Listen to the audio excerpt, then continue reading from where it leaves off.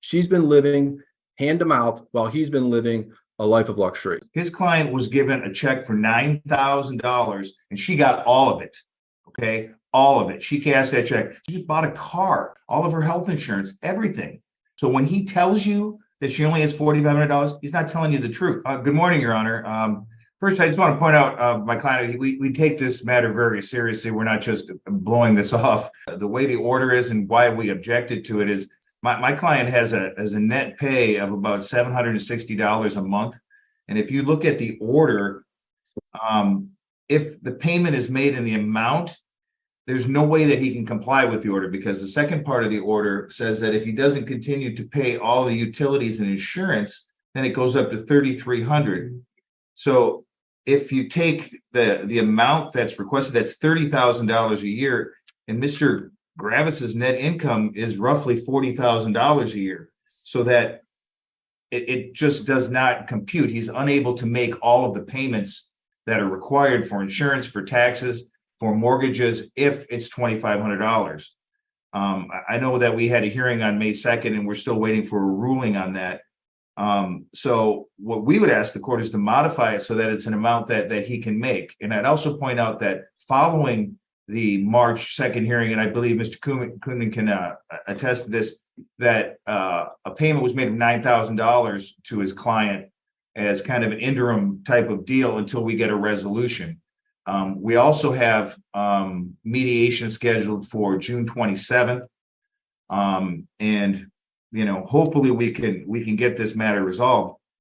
And again, we could go through all of the issues, but I think we had a pretty good discussion and proofs put on the record on May 2nd. So we would ask the court to modify the order, or at least suspend it, given the payments that have been made, and the fact that in order for Mr. Gravis to comply with the order, on the one hand, to continue to make payments for her lodging and for taxes and for insurance, he cannot make the additional payment of $2,500 because there simply isn't enough money after deductions on the account to pay $2,500, Your Honor. So that's what the situation is. Okay, thank you. Mr. Kuhnman? Yes, thank you, Your Honor. Well, I think if the court looks at the order that was entered on March 13th, as Ms. Mullen stated, it says specifically under paragraph 3, this order continues until death of the payee or until the earliest of the following events, upon entry of the judgment of divorce or order of the court modifying or terminating the order. That's the plain language of the order. It doesn't say if the plaintiff objects to the order or if there's a pending objection. So this specious argument that, well, we've objected to it and therefore we don't have to pay anything under it, holds absolutely no water. They are blowing off the order. They are in direct violation of the court's orders. And as a direct result, my client has been living. This right here is the setup every man fears. Look closely. The father is accused of living a life of luxury, while his ex paints herself as a victim scraping pennies together. But peel back the drama. She cashed a $9,000 check, got her insurance covered, her car covered, her health care covered, and she's still demanding more. Fathers, this isn't survival, this is strategy, this is entitlement disguised as suffering. Courts love the helpless wife narrative because it justifies bleeding the man dry. But let's get real, how can a guy making $40,000 a year be ordered to pay $30,000 in support? That's not fairness, that's financial execution. And when his lawyer says flat out, it doesn't compute, you can feel the truth. This isn't about what's possible, it's about what's demanded. The system doesn't care if the numbers add up. It only cares if mom looks sympathetic. And the kicker, he already handed over thousands as a temporary deal, and she turned around and cried poverty. That's the trap. No matter what you pay, no matter what you cover, it's never enough. Fathers, you know this script. She lives off your sweat, then cries to the court that she's starving. And the judge, 9 times out of 10, they nod along. This isn't support, it's legalized theft dressed up as compassion. Without any support, we filed this motion for temporary support in January. There's been $0 paid on the support order that was entered in March 13th. I can't speak to Mr. Sven Gross's math about the $33,000 a year because I don't know what numbers he's using, but I can say that when we had the evidentiary hearing on May 2nd, there was testimony on the record that he had earned almost $90,000 in the year of 2022, that he had intentionally reduced his income upon the filing of the complaint in this matter, and that he was intentionally overpaying the mortgage on the marital home by hundreds of dollars a month. That he could easily just have made the minimum payment on the mortgage and sent that extra money to my client pending this show cause hearing or pending a determination. But instead, there's been $0 paid. And with respect to the $9,000 insurance, if the court reviews the order with respect to that insurance check, one half goes to my client and the other half is held in escrow. But that's irrespective to the point before the court today, because the case law is quite clear. You should not have to dissipate the marital estate in lieu of spousal support. That's not how it works. She shouldn't have to use that $4,500 that she received in order to offset the spousal support. There's no authority to support that position. So our request before the court today is that the court find the plaintiff in contempt, indirect civil contempt of the order, that he be immediately ordered to pay the arrearages of $12,500, that he be fined $100 per day that he fails to pay that arrearage amount, and that they impose a civil penalty of $250 per month since March 13th for directly thumbing his nose at the support order to the direct detriment of my client. I could go into detail about the life and the quality of life she's been living, but I don't think it's relevant. But to sum it up, she's been living hand to mouth while he's been living a life of luxury. Thank you.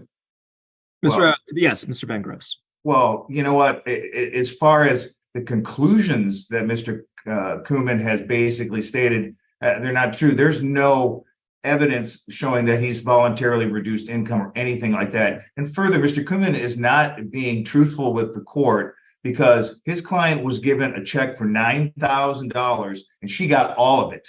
Okay, all of it. She cashed that check. So when he tells you that she only has $4,500, he's not telling you the truth. So this was a discussion. Mr. Kuhlman sat in my office and we signed the check and he handed it to him the day of the hearing that we had. So he's lying to the court. And I don't know why he would do that, because there's no intent whatsoever by Mr. Gravis to deprive anybody of anything. This is a woman. Did you hear that? Her lawyer flat out says she's been living without any support. That's a lie. That's a weaponized narrative. And here's the part that should make every father furious. Courts don't require proof of suffering. They just accept her story. She doesn't have to show receipts, doesn't have to prove her bills, doesn't even have to demonstrate need. She simply cries hand to mouth, and the court sharpens its pen.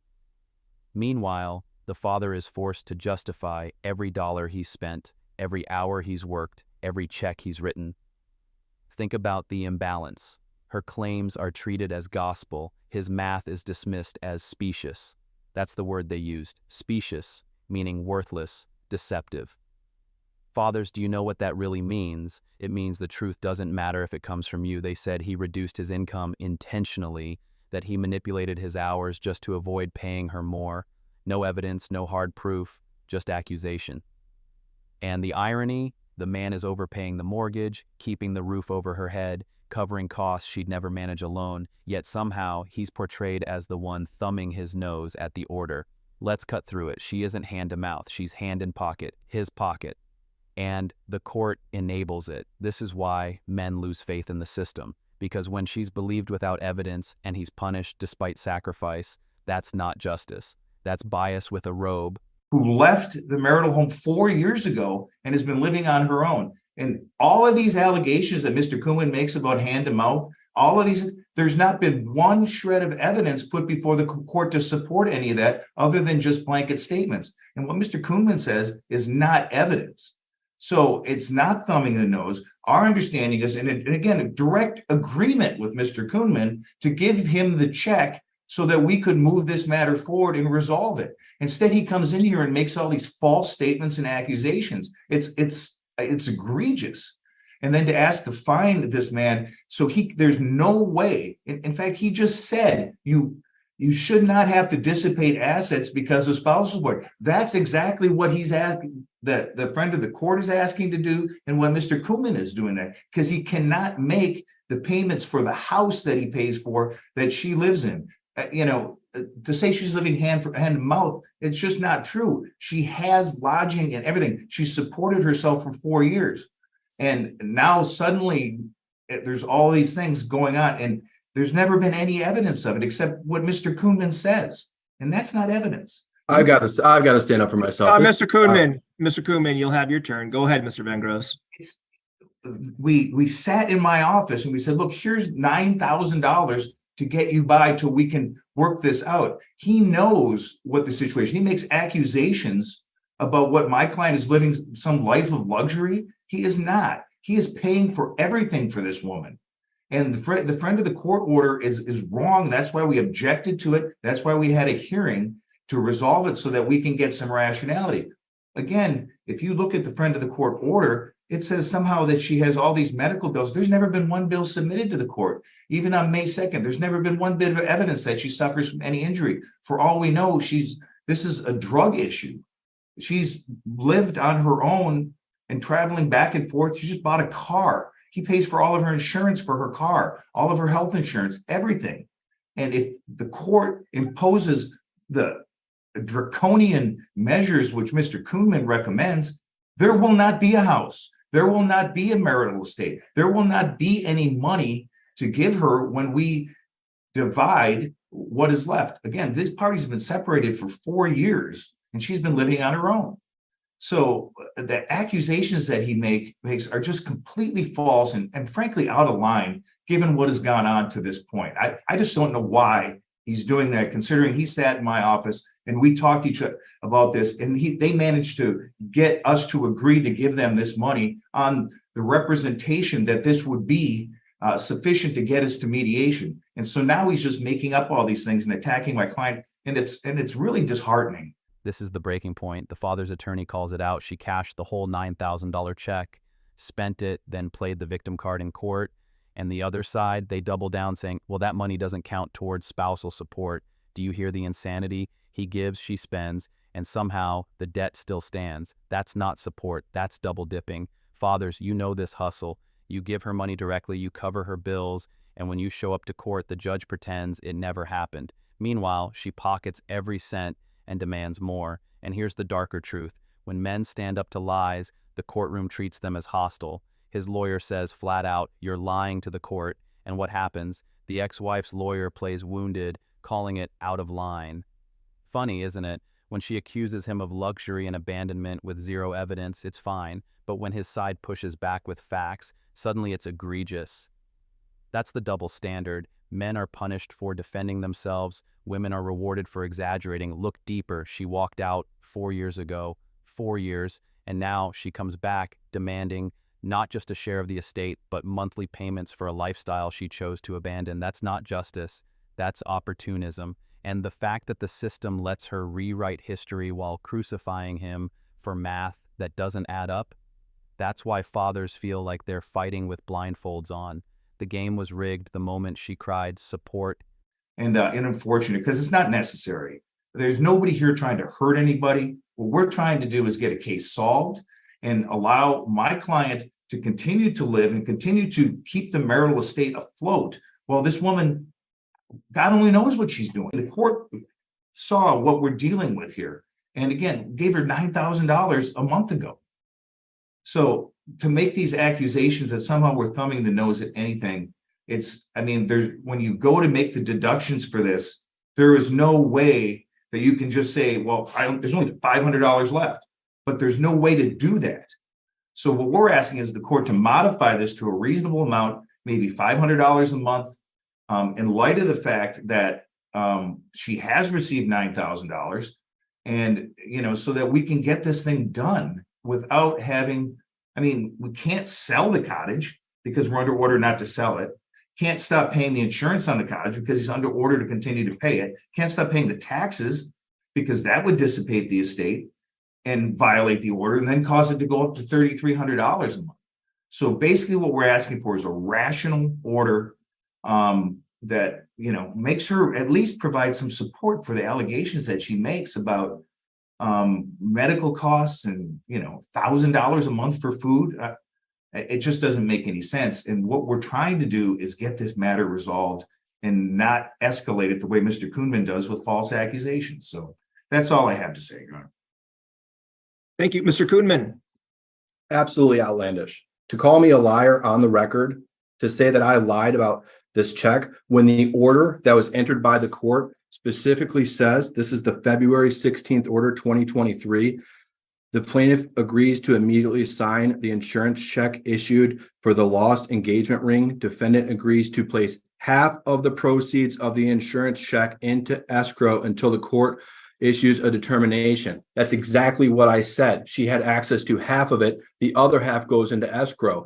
To call me a liar on the record and impugn my reputation and say that I'm misrepresenting that order to the court is absolutely ridiculous. Secondly, with respect to my conclusions of law, that was the testimony of the plaintiff. His own words said that he reduced his income in 2023 because he was having health issues and was no longer able to work the hours that he had worked in 2022. So to call that a lie is absolutely ridiculous as well. The shoe needs to, well, let me just say this. I can tell from Mr. Svengross's advocacy that he has not seen the recommendation of the referee, because I just got it this morning. Apparently it was issued on May 15th and our office never received a copy of it. And I can tell by his advocacy that he hasn't received a copy of it either. In preparation for today's hearing, I had my... Here's the twist nobody saw coming, the missing referee's recommendation. While both sides were tearing each other apart, the real decision was already written weeks earlier, never even served to the parties. Think about that. The father has been accused, dragged, slandered, and financially threatened, all while a document reducing his support to $700 a month sat in a drawer. Fathers, this is the quiet corruption of family court. Deadlines missed, notices lost, paperwork mishandled, and who pays the price? Always the dad. Because while she was screaming hand to mouth, the system already knew the math didn't justify her claims.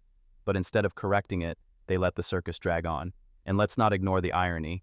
When the truth comes out, her lawyer suddenly backtracks, agrees to the $700, and even apologizes. But the damage is done. Gus, like so many fathers, spent months branded as selfish, heartless, and evasive. His reputation shredded, his finances gutted, his life dissected. And for what? A clerical delay. That's not justice, that's incompetence with consequences. Fathers, if you've ever felt like the system was stacked against you, here's your proof. Not only do they believe lies without evidence, they sit on truth that could set you free. And when it finally surfaces, do you get compensation? Do you get an apology? No, you get silence. You get to keep paying while they shrug and move on. This is why men walk out of courtrooms not just broke, but broken. Secretary contact the court, and it was just delivered to me a few moments ago. I think... Wow. Ms. Mullen, did you know? I do not have a copy of that order. I'm looking up the S400 right now. Hey, Mr. Vengros, have you received a copy of the referee recommendation in order yet? I have not. Okay, because that was filed with the court on May 18th. Okay, well, that probably would have solved a lot of issues in advance. And it was signed by Judge Hamlin on May 18th. Unfortunately, I'm looking at the certificate of service and it is blank. So for some reason, after I signed it and Judge signed it, nobody ever, and after it was filed with the court clerk, nobody ever served it on the parties. Well, we would That is unfortunate. request the opportunity for the court to amend that so we would have the right to at least enter some objections, because apparently that would mean that the objection period has passed. Well, that would be unfair. Yeah. So what I will do is I will set a new objection deadline. The 21-day deadline starts from today. Okay. Thank you, Your Honor. And given my understanding of it is that the recommended monthly amount is $700. That's correct. We'll do 700. Can you do it? We would agree to that, Your Honor. And I made it retroactive to the date of the original support order.